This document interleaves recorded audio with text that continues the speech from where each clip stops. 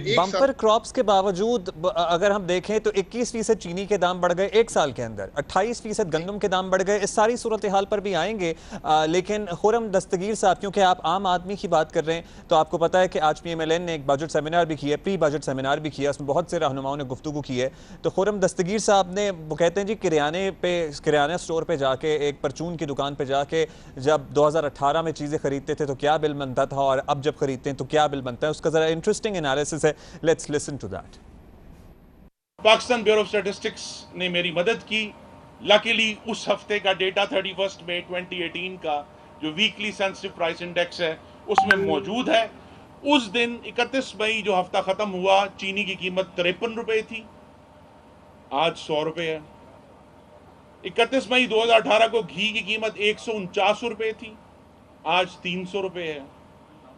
उस दिन दाल मूंग की कीमत 112 रुपए थी, ये पब्लिश्ड नंबर्स हैं, ये चेक हो सकते हैं।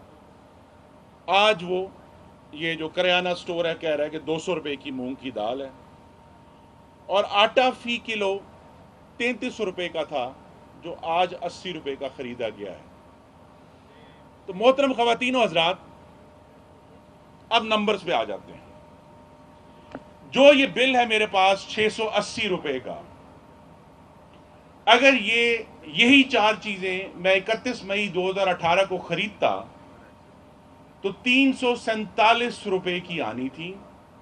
इसका मतलब है कि 31 मई 2018 से आज 3 जून 2021 सिर्फ इन चार चीजों की बास्केट में 96% इजाफा हुआ।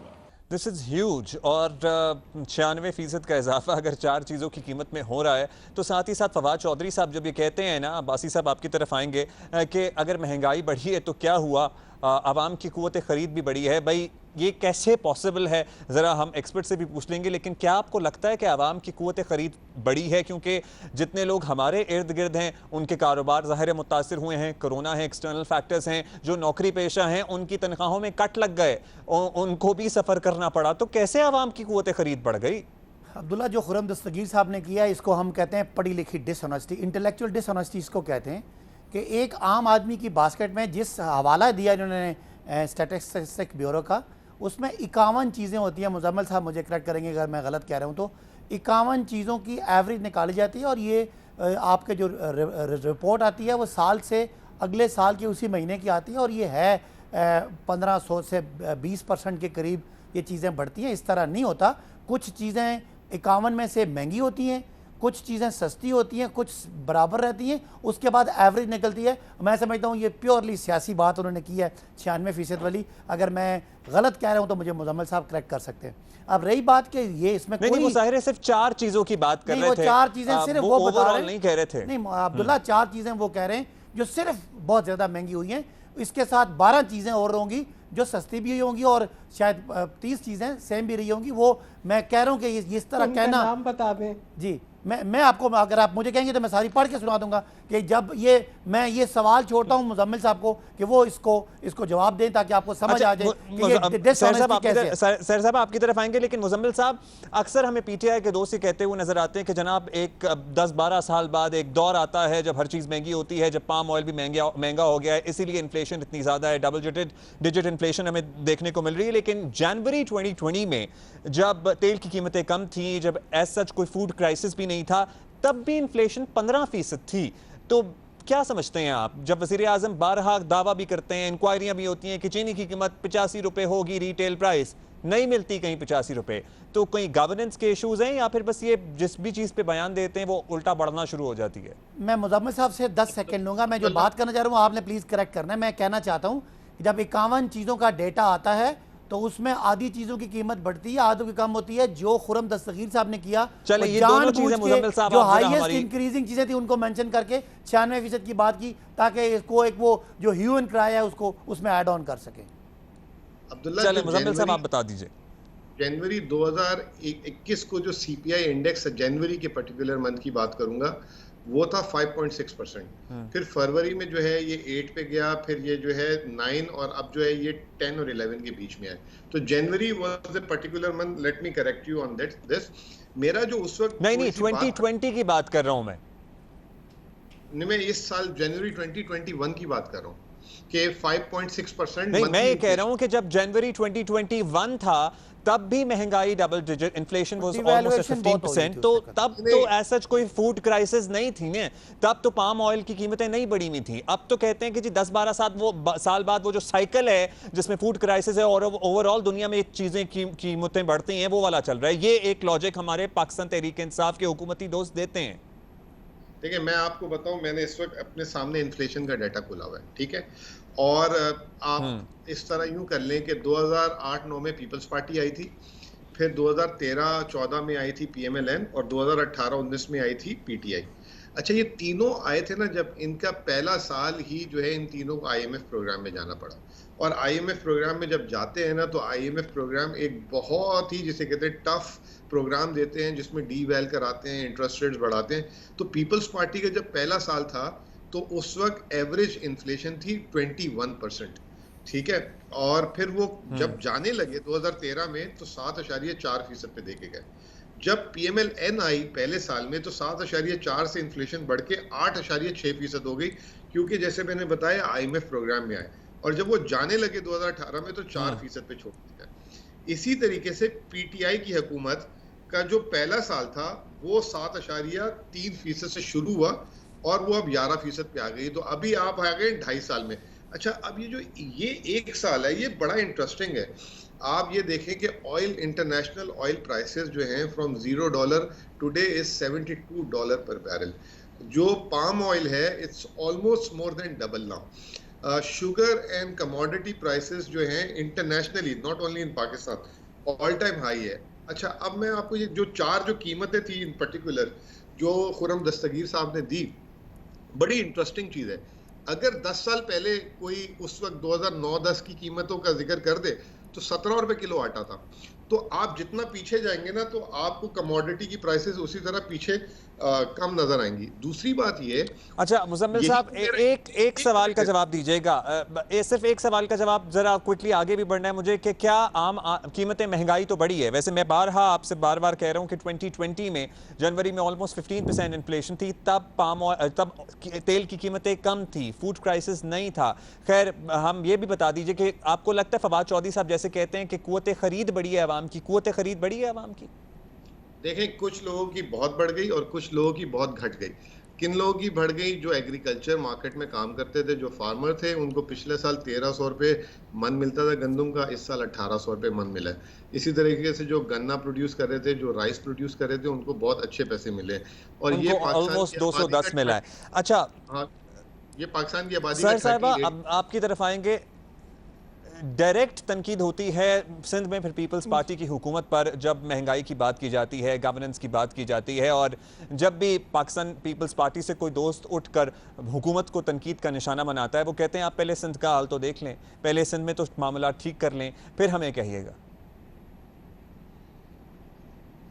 देखें, बात ये अब्दुल्ला कि एक जो है ना सिर्फ तनकीद करना, मैं समझती हूँ इस वक्त सिंध में सबसे बेहतर जो हेल्थ स्ट्रक्चर है, हेल्थ का इंफ्रास्ट्रक्चर है। इनसे ये मैं पूछना चाहती हूँ कि आप ये बताएं कि जो आईएमएफ से आपने पैसे लिए, कोविड के नाम पर जो फंड इकट्ठा हुआ, जो यूरोपियन यूनियन ने दिया, जो वर्ल्ड बैंक ने दिया, उसके घपले को तो सामने दुरुस्त करें आप, ठीक है। अब जिस थर की बात करते थे, मैं समझती हूँ कि थर के अंदर जितना इस वक्त तरक्की हुई है, चाइल्ड मोर्टेलिटी रेट कम हुआ है, हेल्थ की फैसिलिटीज़ हैं, मैं इस वक्त पूरा सिंध घूम के आई हूँ, ठीक है। तो मैं आपको बता रही हूँ, जब आप ये कहते हैं कि अच्छे रेट्स मिले, तो सिंध के अंदर गंदम की रेट जो है वो 2000 मिला है, ठीक है। क्यों?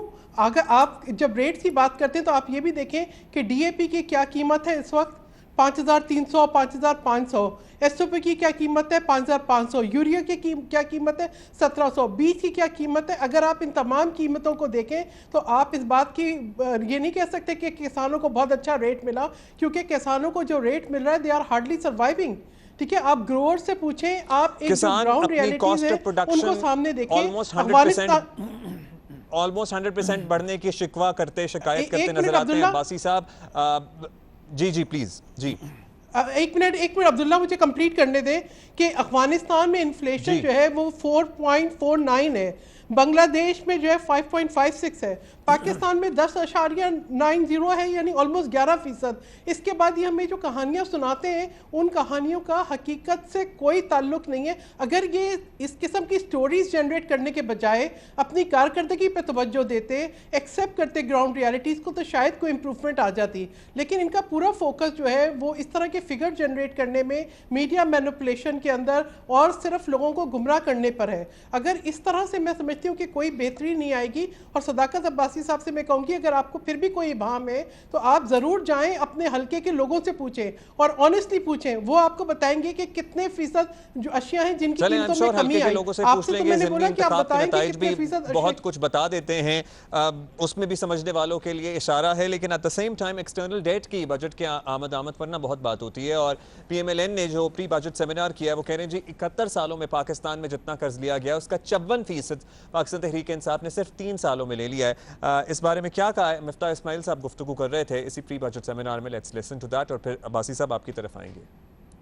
मुस्लिम लीग नून ने कितना कर्ज लिया, PTI ने कितना कर्ज लिया, तो ये बात मैं आपको बताता चलूँ।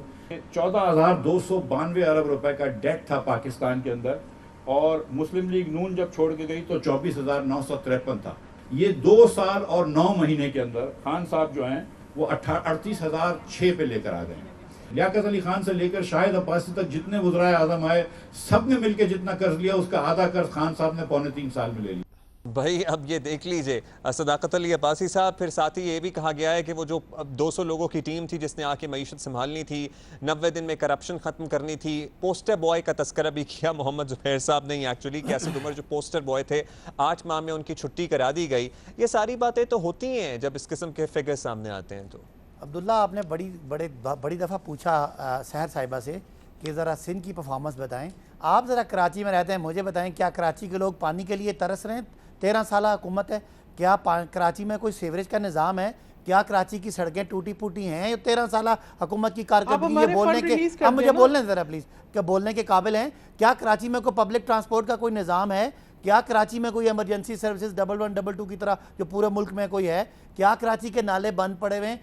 कराची में एक ही चीज़ की तरक्की हुई है, वो आपको पता है जाली अकाउंट्स, और वो आपको पता है करप्शन। तो ये तो बिल्कुल बेचारे मेरा ख्याल है मुंह दिखाने जोगे नहीं है, किसी को क्या तनकीद करेंगे। अब आपका जो सवाल का हिस्सा था, ये मुज़म्मिल साहब बैठे हैं, मेरा ख्याल आई विल करेक्ट मी, आप देखें कि जो बैरूनी कर्जा होता है वो सिर्फ और सिर्फ तब होता है जब आपने या तो कोई कर्जे की किस्त देनी है या आपका तजारत का कोई खसारा है। तो जो 19 अरब डॉलर का बाहर की जो आपके लेन देन का था करंट अकाउंट, वो तो इस हुकूमत ने ज़ीरो कर दिया। इसका मतलब है हमें इस साल बाहर से पैसे लेने की ज़रूरत नहीं थी। अगर हम तजारत की बात करते, अपने इंपोर्ट एक्सपोर्ट की बात करते, तो पाकिस्तान का तो सरप्लस हो गया। हाँ, ज़रूर है कि हमने कर्ज़ों की किस्तें दी और उनके लिए और कर्ज़े लेना पड़े, हम IMF के प्रोग्राम में भी गए। लेकिन एक बात जो सबसे बड़ी, ये एक दफ़ा फिर इंटेलेक्चुअल डिसऑनेस्टी है कि कर्ज़े का हुजम रुपयों में इसलिए बढ़ा कि डॉलर जो है वो महंगा हुआ। डिवैल्यूएशन की जब हम IMF के प्रोग्राम में गए, और डिवैल्यूएशन क्यों की अब्दुल्ला, कि हमारे पास 19.2 अरब डॉलर का करंट अकाउंट का खसारा जिस मुल्क में होगा, और अगर एक्सपोर्ट आपकी नून लीग के दौर में 5 साल में गिर रही होंगी, तो और आपको जाके डिफ़ॉल्ट से बचने के लिए IMF पास जाना पड़ेगा। तो जब आप डिवैल्यूएशन करेंगे तो 35% आपका जो बैरूनी कर्जा है वो रुपयों में बढ़ा है। इस हुकूमत में पैसे नहीं लिए। पैसे जब हुकूमत लेती है बाहर से, वो तभी लेती है जब आपका कोई खसारा होता है। ये फिगर्स के साथ खेल है, और ये गोरख धंधा बना के अपने आप को ठीक कर रहे हैं। अगर कर्जों की कोई वजह होती तो सिर्फ वही वजह।